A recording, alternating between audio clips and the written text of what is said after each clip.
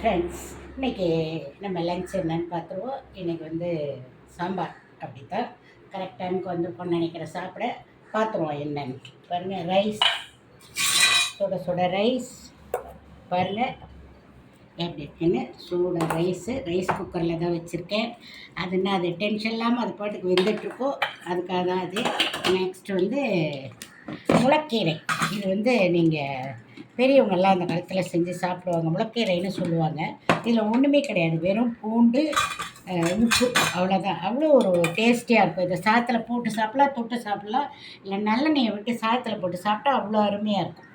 Okay, பாருங்கள் எப்படி இருக்கு பாருங்கள். செம்ம டேஸ்ட்டாக. முளக்கீரை தான் இந்த மாதிரி வெறும் பூண்டை மட்டும் போட்டு கிடையலாம். நெக்ஸ்ட் வந்து சாம்பார் பாருங்கள். பூசணிக்காய் சாம்பார். நான் உங்கள்கிட்ட ஏற்கனவே சொல்லியிருக்கேன், இந்த பூசணிக்காய் சாம்பாரை இப்படி தான் கெட்டியாக வைக்கணும். அப்போது இது நல்லா இருக்கும் சாப்பிட்றதுக்கு. கெட்டியாக இருந்தால் தான் பூசணிக்காய் சாம்பார் அருமையாக இருக்கும். நெக்ஸ்ட் வந்து பாருங்கள், அப்பளம் பாருங்கள். அப்பளம், இந்த வத்தல் பாருங்கள், வத்தல். இந்த அப்பளம், அந்த அப்பளம் எல்லாம் ரெண்டு அப்பளம், சோப்பு வத்தல் அது. நெக்ஸ்ட்டு வந்து இது வந்து மிதுக்கு வத்தல்னு சொல்லுவாங்க, கேள்விப்பட்டிருப்பீங்க பெரியவங்கள்லாம்.